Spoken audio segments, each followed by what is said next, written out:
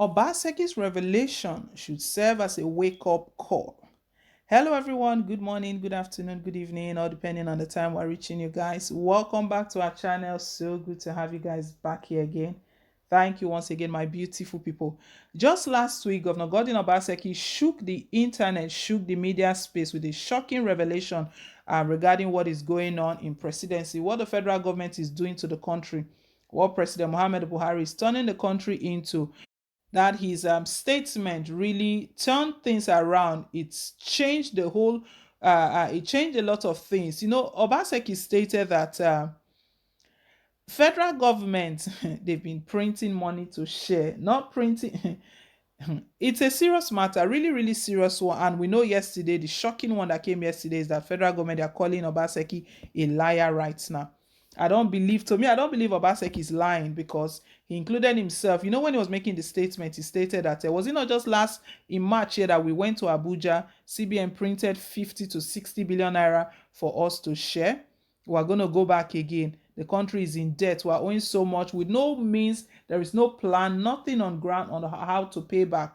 He also revealed how Shell is making plans to totally leave. Before it was Shell is leaving Port Harcourt, Shell is moving away from Warri, Shell has left here, Shell has left here, Shell is only in this state. Shell is talking about leaving, totally leaving the country. So what is the state of things that we are in? And to talk of these borrowings, all of this money that is being borrowed, who is going to pay back? Who is going to pay back? What we do not know right now, this revelation, Obaseki's revelation, it should truly serve as a wake-up call to Nigerians, because where we are heading to, President Muhammad Buhari does not have he doesn't have any plan for the country, no future for the country, nothing whatsoever. He's just looking at 2023. So when he has indebted the country so much to the point, we don't even know the sort of agreements that they have. Maybe he's telling China that, you know what, if we can't pay all of our citizens, you can take all of them, take this, any, whatever is left in the country, whatever you see, take and go. This Obaseki's revelation should serve as a wake-up call. Well, my people, if it's your first time, please don't forget to give us a thumbs up, hit on the like button, and also subscribe as well. God bless you. Okay. Umu Horwo, a political analyst and strategist, has sounded a word of caution to Nigerians of an impending danger as Edo State Governor Godwin Obaseki discloses that the federal government printed 60 billion naira to augment allocation shared for March. The governor said, "My brothers and sisters were in trouble, were in deep financial trouble. Nigeria has changed. The economy of Nigeria is not the same again, whether we like it or not. Since the Civil War, we have been managing, saying money is not our problem as long as we are pumping crude oil every day." According to Umuhowo, the government needs to have structures and means of repaying the loans they borrow each year. He took to his Twitter page and wrote, "This isn't good. As Obaseki rightly said, no one is paying interest in the economic disaster that looms.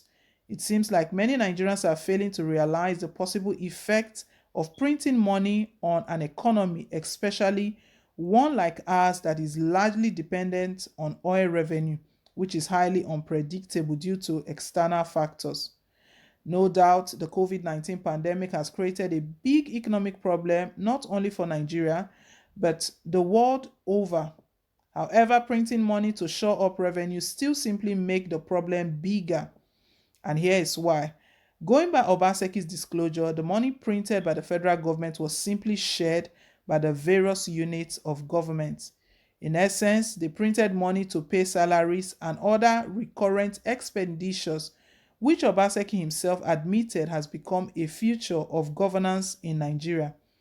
That is a wrong one, especially considering the country's rising inflation, which could go worse with the dumping of money into economy without commensurate activities to absorb it. Printing money is not a good approach to solving economic dilemmas because it doesn't increase economic output but only increases the amount of cash circulating in the economy. If printing more money is the federal government's answer to revenue shortfall, then Nigerians should begin to worry about the idea of those handling the economy of the country.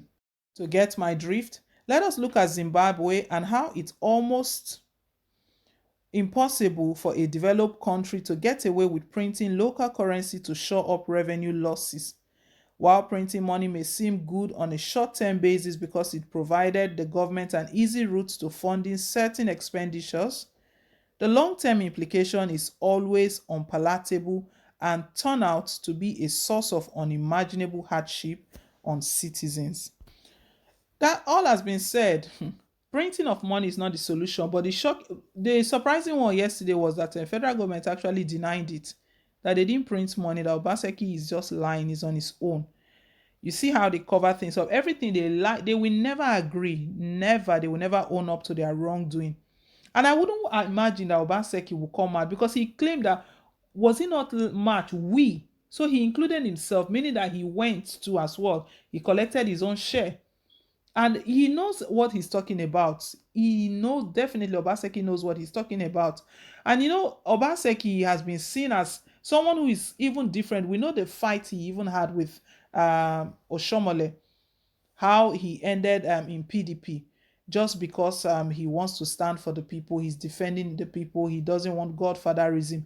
If he's one of them godfathers, I don't even believe that. I don't think he would expose the federal government like this. Exposing the federal government, at the end of the day, they had nothing to say, but they just turned it that Obaseki was lying. Obaseki hasn't reacted. I don't know how he's going to react to this. Maybe he's just going to ignore them, or he's going to bring evidence. I really don't know. I know about the debt. Federal government was stating that yes, they are aware they are owing, but it's not as bad as Governor Gordon Obaseki pointed. How bad do they want it to get to first?